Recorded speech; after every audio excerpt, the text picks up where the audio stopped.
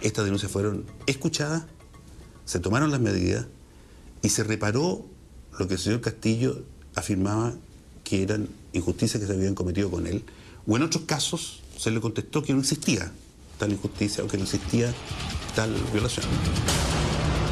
Este caso llevó a los auditores a Codelco Norte. 14 ejecutivos habían recibido doble pago por asignación de movilización durante el tiempo necesario como para que hoy estén devolviendo 250 millones de pesos. Se devolvieron los dineros. ¿Eso pasó solamente en la división El Salvador? En todas. ¿En todas las divisiones? ¿Dónde ocurrió esto? ¿En qué división está ocurriendo esto? Esto ocurrió en El Salvador y ocurrió en Codelco Norte, nada más. Y el trabajador que denuncia corrupción, ¿qué hace con el trabajador que denuncia corrupción? Lo echan. ¿Y qué pasa con las familias? Toda una familia sin proyecto de futuro. Nos cortaron las alas, nos cortaron las esperanzas y todo por denunciar a un grupo de corruptos que usted los tiene aquí paseándose como dueños de fondos, como la República Independiente que tiene Codelco. Tras las denuncias y al cumplir 11 meses en El Salvador, Ricardo es removido de su puesto.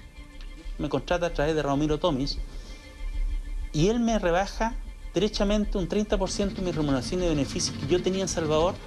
Y no tan solo eso, me propone un cargo que es ingeniero de gestión. Son como 4 categorías, 4 cargos para abajo.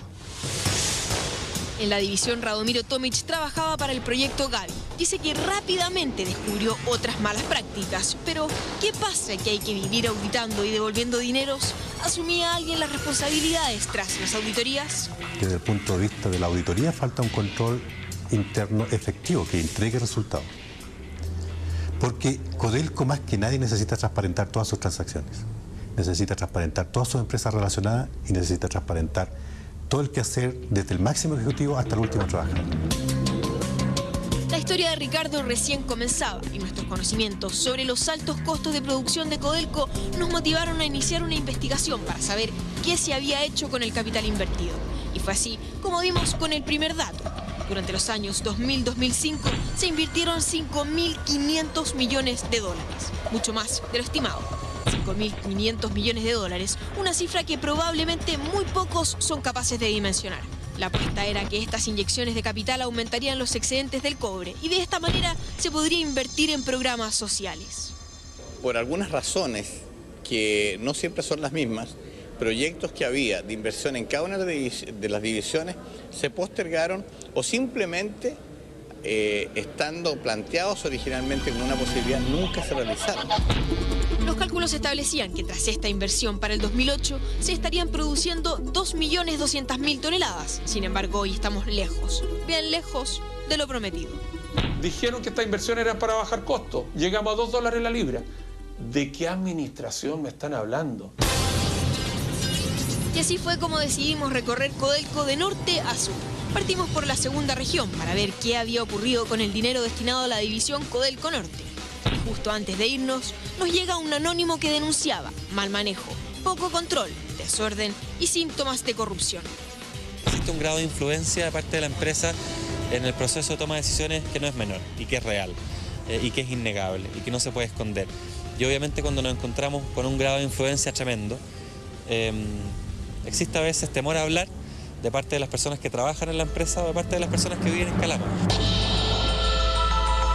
Calama alberga a quienes trabajan en estas minas. Es una ciudad en donde el alto poder adquisitivo se ve en las calles y en donde Codelco se percibe en varios rincones de la ciudad. A metros de estas canchas está la FEDEMU, una corporación deportiva que también recibe aportes de la estatal. Acá tenemos un pago por 155 millones de pesos. Además, Codelco le aporta dineros a la municipalidad, a la Cámara de Comercio en Loa, a la agrupación de esposas de trabajadores del cobre. Cifras bastante importantes. En este último caso hablamos de más de 200 millones de pesos. Y ahí está, imponente, la mina rajo abierto más grande del mundo. Es Codelco Norte, la división que aporta el 62% del capital total que percibe el fisco por el cobre. Codelco ha logrado desarrollar grandes proyectos en los últimos años y ha tenido un importante crecimiento.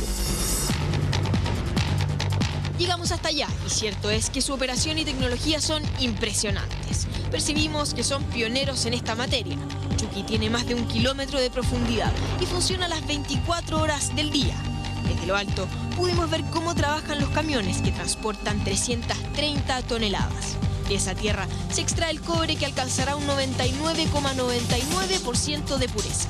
Ese cobre mundialmente premiado por su calidad. Ese cobre que hoy tiene millonario al Estado y a Chile.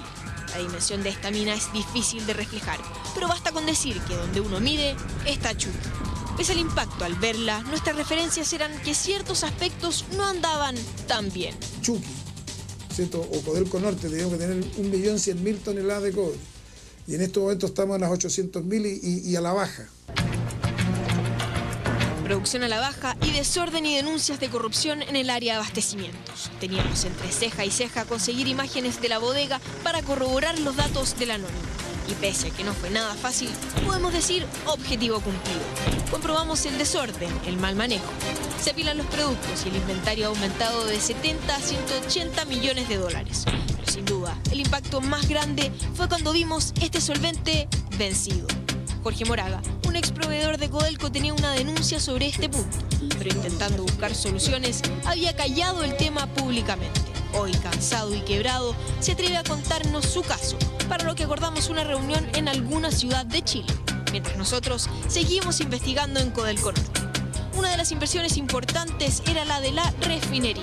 Antes de hacer el cambio tecnológico, la refinería producía del orden de las 700.000 toneladas de cobre y hoy día en el mejor de los casos vamos a llegar a 500.000 con una inversión del orden de los 300 millones de dólares. En castellano se pretendía automatizar los servicios de manera de llegar casi a la robotización. El proyecto inicial pretendía producir 850.000 toneladas al año, pero los problemas que tuvo son conocidos. El mismo presidente ejecutivo reconoce que hubo que reformular el plan e inyectarle un 33% más de capital. Incluso confesó a la comisión investigadora de Codelco de la Cámara Baja que se ha obtenido un cumplimiento parcial. Si bien es cierto, el proyecto no va a alcanzar nunca las 700.000 toneladas que tenía y mucho menos las 850 que proyectó. El tema fue objeto de una auditoría interna a la que casi nadie ha tenido acceso. Sin embargo, en Codelco Norte tienen fe. Hoy la refinería es considerada uno de los proyectos estrella y pese a no estar produciendo lo presupuestado, está encaminado, según dicen, a ser de las más modernas del mundo. En otras empresas, los ejecutivos que toman malas decisiones no están más en la empresa. Y aquí no, pues los ejecutivos toman malas decisiones y al contrario son promovidos, son ascendidos dentro de lo que es la línea de desarrollo de la administración. Mientras ocurría todo esto, los trabajadores y ejecutivos preparaban maletas y se disponían a dejar la pequeña localidad en la que muchos de ellos habían crecido. Hoy se encuentra desierto. ¿Cuál pueblo fantasma? Parece estudio de Hollywood.